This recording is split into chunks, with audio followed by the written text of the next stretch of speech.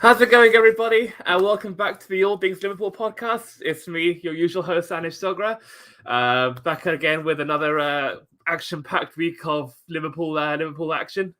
Said action twice in one sentence, but yeah, lots of good stuff to talk about over the last 7 days. Talking about the game today, midweek reaction from the Champions League, couple of player form, and the Champions League as well, like the draw on Monday for the last 16. So let's just get right into it and begin with the Villa game. Of course, it was a very emotional afternoon. To see Steven Gerrard back at Anfield for the first time in however many years, and obviously the first time on the opposing side. So as many of you saw before the game, he got a wonderful reception from the Anfield faithful. And throughout the game, I was watching it. His song came out on more than one occasion. So it was lovely to see the reception he got. But more importantly, it was a really important win for us, especially with our rivals Man City and Chelsea both winning. So Mo Salah, as always, doing the business and getting the job done for us as he has done pretty much every game this season, converting that penalty. And despite Martinez's best tactics to throw him off, he never had any chance whatsoever. Salah from the spot, he's absolutely ruthless. There was a stat that I saw earlier where he's not missed a penalty in the league since October 2017. So over 4 years now, he's not missed a penalty in the league. So absolutely incredible. But in terms of the game, I thought it was a really good test. Aston Villa since Gerrard took over, they look re-energized, revitalized. A really tough opponent, and everything that I saw from Villa in the last couple of games under Gerrard, it was everything that I expected today. Against City especially, I know Man City were 2-0 up at half-time, but in the second half, they were really good in that match, and were unfortunate not to come away with a draw from that game. So coming to Anfield today, against a team that's literally obliterated pretty much every opponent this season. They were hard to break down. They were resolute. I thought Tyrone Mings, even though he gave away the penalty, was unbelievable in defense. I thought the rest of the back four was really good. Matt Target and Konsa. Matty Cash, I thought, had a really good game at right back. And Martinez is one of the best keepers in the league, so he had a really good game, and it was tough to break them down. Even in midfield, when they had that trio of Ashley Young, Marvelous Camber, and John McGinn, they were very difficult to get past. But I thought our second half performance was really good, and we had to be that good, to break through them and to force the opening. And Salah, as he has done so many times this season, just takes the game by the scruff of the neck, beats a player or two, and he draws a foul from Mings and converts the penalty. So great, it was brilliant from him. I thought all of the players on the pitch were really good. I thought Mane was very dangerous. I know he didn't score again, but the things he was trying, the skills, the flicks, the turns of pace, I thought were really impressive. Jota coming on after like an hour or so. He looked good again. Oxlade-Chamberlain started in that match because of the injuries that we have. He is the only one that probably didn't impress in that match, but it was a bit tough for him because although Klopp has experimented him in that role, the false nine position, I don't think it's the position for him. I think it's like where he's able to pick up the ball from in that area is too close to the goal, and he can't really use his pace or his midfield power. When he drives into the half defense as he normally does from centre mid. At centre forward, so in that role, I thought he found it quite difficult to really influence the match. But overall, this season, I think he saw him pretty good, and now that Jota is fine and is fair, and Firmino as well is coming back very soon. Oxlade-Chamberlain should be able to get back his position in centre mid. But other than that, other performances, who were really good. Andy Robertson, I thought, was a menace at left back. Trent, consistent as always with his quality going forward. Joel Matip, I thought, was very good at the back. Van Dijk, especially, clearing, defending, blocking, everything that we expect from Van Dijk was brilliant. However, one game that one person who was a bit shaky, and I didn't really thought he had a convincing match was Addison, and I think it's been a couple of games now where he's not really been the Addison of 2019, 2020, where you're so commanding in his penalty area. He was so decisive. And I don't think he's actually really recovered since that West Ham game when we lost 3-2. He was pretty much out for 3 goals. The 2 set pieces, I thought he wasn't strong enough. And then the breakaway goal that Fornell's got, I thought he should have had 2 stronger hands on it. So since then, I know we've kept clean sheets in certain games, and he still makes good saves, very good saves. But when it comes to corners, or when it comes to crowding him, is a bit fragile, I think, in recent weeks. And of course, form is temporary, class is permanent, and I'm sure he'll get back to to his old self. But in recent weeks, I feel like he's been a bit of a weak link in that Liverpool side. From a corner today, for example, I think Aston Villa purposely crowded Addison, and they got every player within the 6-yard penalty area, to unsettle him, and luckily we were able to clear it. But had we failed to, I think we could have been in trouble, especially with Addison's history in recent weeks. But like I said, I think it's just a small minor thing to talk about, given the service he's given us over the last three years. He's absolutely unbelievable. One of the best keepers in the league and in the world. And the fact that he's still Brazil's number 1 over Edison shows how good he is. So a minor detail, and I'm sure he'll fix it very soon. But overall, from the Villa game, really really important win. So we're back. I think that's our 5th straight win now in the league since losing to West Ham at the end of November.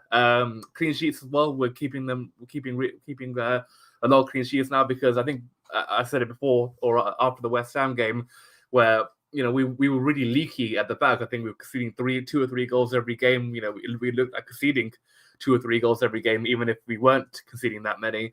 But clean sheet today.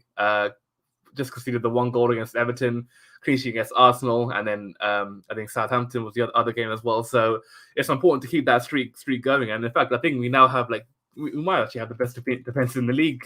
After Chelsea conceded 2 more goals today. Let's have a quick look. Liverpool goals against 12 goals. So still not the tightest defense in the league. Conceded 1 more than Chelsea and 3 more than Man City, but we're getting there. And a lot of those goals, those 12 goals that were conceded, were the West Ham game prior to the West Ham game, and others before that. So things are looking good defensively, and a lot was said about Liverpool and their so-called claim of being mentality monsters last season, and how they lost it compared to what they had in the years winning the Champions League and Premier League. But I felt after this week, after the last 3 games, Wolves last Saturday, AC Milan in midweek, and Aston Villa today, I feel they're slowly getting that mojo back.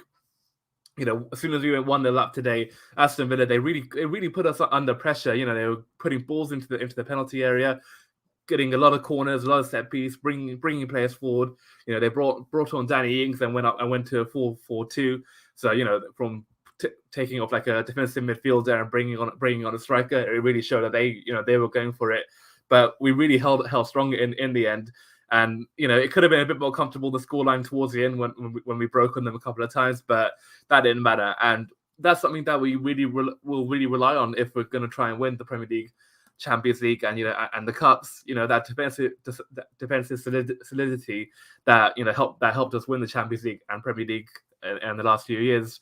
So overall, Villa game really great. Another 3 points from the board. And at this stage of the season, it doesn't really matter how you play or how you win.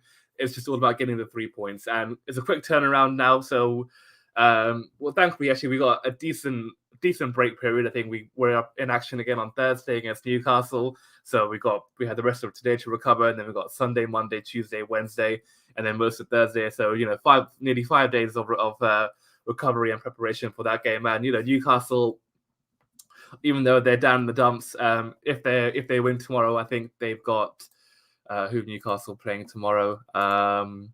They have Leicester away. So if they can get a result, maybe even a win in that game, they'll be coming to Anfield full of confidence, and the mood around the place is much higher since the takeover and now Eddie Howe's a manager, and the fact they picked up 4 points over the last 2 games, and as well a lot of their rivals around them lost this weekend. Watford lost last night.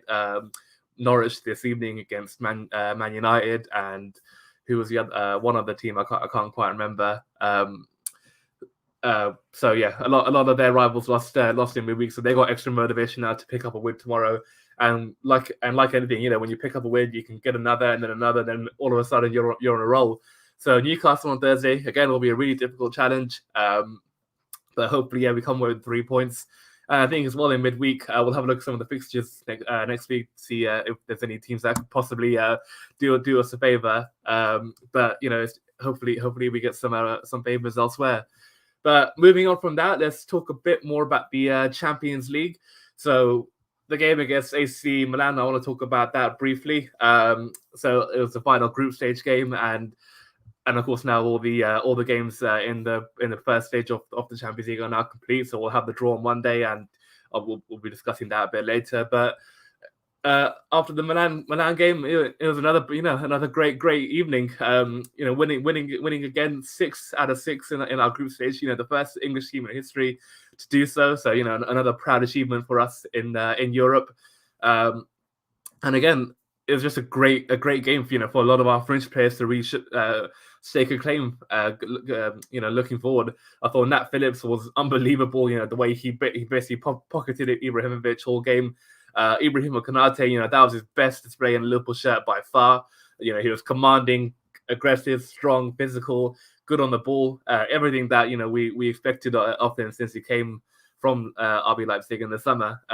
So I think that's a real big game for him. To have that confidence and belief going forward, especially in a back four that was completely new. I think that's the first time that back four played together. It was him, Tsimikas, Phillips, and Nico Williams, just ahead of Alisson in goal. So he really was standout, and it's great to see him almost lead that defense in a way. So for a man of his age, I think he's only 22 or 23, to have to be able to control your defense and be the leader in that back four bodes very, very well for him and for us in the future, because he is going to be a big player for us, and he'll hopefully be at Anfield for the next 10 to 15 years. He'll spend the majority of his career here. So a great evening for him. Midfield, Tyler Morton again, really, really impressive. I'm so glad he's getting minutes. That's back-to-back Champions League starts, and I think he completed the entire 90. So again, really, really great for him, and I'm sure he'll get some minutes in the League Cup against Leicester City at the end of the month. And then the other players as well, Divock Origi. What more can I say about the man after what he did against Wolves last week? That unbelievable last-minute winner, and it was a really good goal. Nonetheless, the way he turned, swiveled, and shot all in one movement was unbelievable. And then the header against AC Milan, that wasn't an easy chance, because the way the ball was rebounding towards him, he had to really, get all his neck muscles into that and really put power into it and get it into the far corner. So brilliant for him. I'm so glad that he's. Actually, I'm not saying I'm glad that he stayed, because I think all Liverpool fans, including myself, probably wanted him to go in the summer after the year he had last year. He only got 1 goal in every competition, but this season, he's been unbelievable. The 2 goals in the last week, both winning the match, and I think in other games as well. Like he scored in both League Cup ties so far. I think he scored against West Ham in that defeat as well. So he's really showing his utility for us this season. And like I said on many occasions in the past, with the African Cup of Nations edging ever closer, having him in good form is really, really vital for us. So to have him, Firmino fit, Jota of course has been really really great, and he's absolutely on fire right now. So things are looking good for him and for our French players who will hopefully get more minutes. And then that leads to obviously our Monday prediction. So the Champions League now is all done and dusted. Let's just have a look at the quick teams who are in the round of 16. want to have a quick check because I can't exactly remember on the top of my head who are in there. So here we go here. So yeah, as runners up, we can't get Atletico Madrid because they were in our group. So we could get Benfica, who I wouldn't mind. Chelsea we can't get because you can't draw the same team from your country in the round of 16. Salzburg from, I think, Austria, so I wouldn't mind that as well. Inter Milan, PSG, Sporting Lisbon, and Villarreal.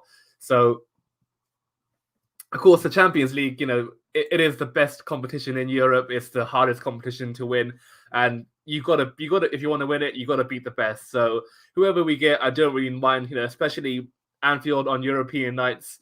It's something else. There's a reason why everyone talks about it. There's a reason why Jose Mourinho talked about it so much in the past. Pep Guardiola, Arsene Wenger. Every team who comes there, it doesn't matter how good you are, you can crumble under the pressure because of how how raucous our fans are. They're relentless, and it's the reason why they are the 12th man, because they give us that extra belief that we can achieve the impossible. So whoever we get, I don't really mind. I wouldn't mind PSG. It'll be obviously a great tie to have Messi back in Anfield again, Neymar and Mbappe, who played there a couple of years ago. Gini Wijnaldum obviously could be back as well if we do get PSG. And then on the flip side, again, I would also really like one of the easier opponents in that group. I wouldn't mind Benfica or Sporting Lisbon, Villarreal, Salzburg. Just to really ease into the tournament, because with the Champions League, of course, like I said, you've got to face the hardest teams to win it. But at the round of 16, you want to try and get someone fairly easy, because even if you win your Champions League round of 16 tie, you still got a long way to go before you can really be considered as a team who could win the competition. And only in the quarterfinals when things get really serious. You got 8 teams left, and those 8 teams have all within an equal chance of winning it, unless there's another surprise team who are in there, who've performed the shock. But again, I really don't mind. I don't care who we get, and I'm just really looking forward to it. So it's over now until February, and yeah, we'll see what the draw brings on Monday. And then just a couple of other things as well we can touch upon before we can wrap it up. So we got the January transfer window, of course, coming up, and with Salah and Mane leaving, the opportunity to strengthen is obviously there. But if I'm being totally honest, I don't think we will make any January transfers based on the form that we're in, and the fact that at long last, I think we finally might have a clean bill of health in terms of injuries. Players are coming back, and no one's really getting injured. Or if they are getting injured, it's minor knocks or minor niggles here and there that keep them out for like one game, or like Jota, for example, he was a doubt for today, but even still, he was able to get half an hour on the pitch. So as much as I would like to see Liverpool, strengthen in a January window, I don't think it will happen. But having said that, in the summer, I do expect a big overhaul. So with Salah, obviously, his contract situation, I don't know if that's going to get resolved, and I do have a feeling that we might cash in now. It's been 5 years of unbelievable service. He's going to win the Golden Boot again this year. Touch wood, he doesn't get a season-ending injury. And he's won us the Champions League. He's won us the Premier League. He'll hopefully guide us to another one this year. But it's that argument that I made earlier in the season with Aubameyang. When Aubameyang signed that contract, he was on top form for Arsenal. He got the Golden Boot the season before, and he was literally their man to get them the goals. There was no one else in that team. But since he signed that deal, he basically he's fallen off a cliff. Like, he's literally gone from here to here, and he's nowhere near the player he used to be. And of course, you might have seen in the seen in the headlines that he was left out of the squad today for Arsenal because apparently he I think he went to Barcelona yesterday to get a tattoo. Whether that's believable or not is another question, but it doesn't seem not plausible given that he was dropped from the matchday squad.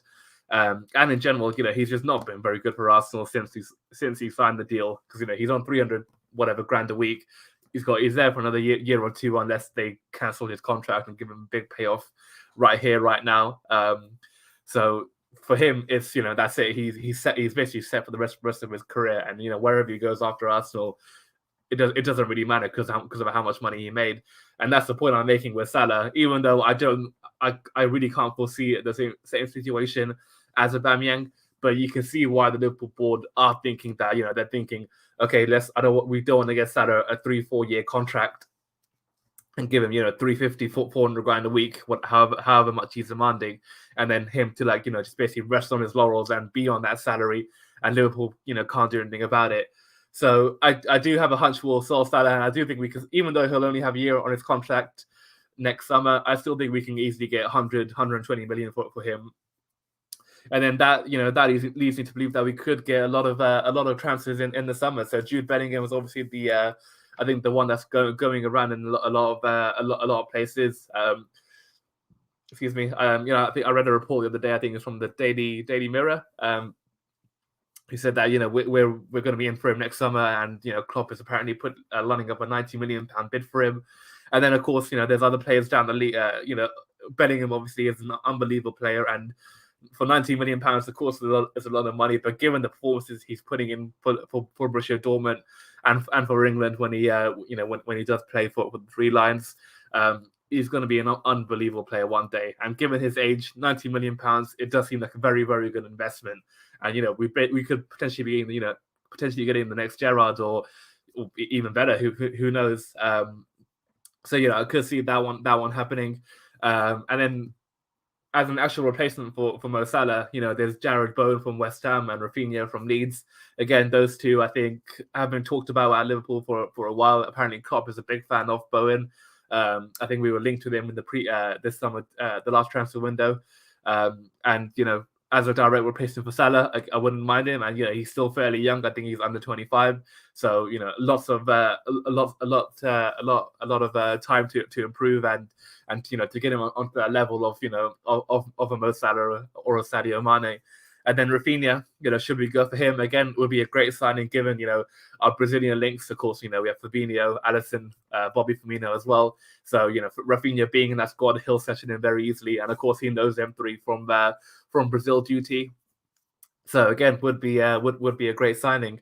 But yeah, for the meantime, in January specifically, I think will be good for now. I don't see anyone coming in or anyone really leaving. And it's just all about keeping players fit. And of course, maybe I think there's still talk about Salah and Mane trying to minimize the amount of games they have to go to for the African nations and staying in Liverpool. So I think I'll calculate it if it does come into fruition. I think Salah and Mane will only miss 2 league games, which isn't too bad. And I think the league games were against Palace at Anfield and Brentford at Anfield as well. I think Palace might be away, but 2 Premier League games isn't that bad. They'll miss the FA Cup matches, but that doesn't matter because they weren't going to play those anyway. And then the League Cup semi-finals, if we beat Leicester in the quarterfinals, they could potentially miss those. But again, hopefully we get a kind draw, and the fill-ins can do a good job. But anyways, that's everything for today. I hope you all enjoyed this podcast, and we'll probably be back again next week doing Newcastle reaction and then previewing our next game against Tottenham, I think, on the 19th. Or whether that game goes ahead, we don't know because they're unfortunately going through a COVID crisis. Their game on Thursday against Red was postponed, and their game tomorrow against Brighton also been postponed. So we'll see if hopefully we'll play them next weekend. But anyway, I hope you all enjoyed this, and we'll catch you next week. Bye-bye.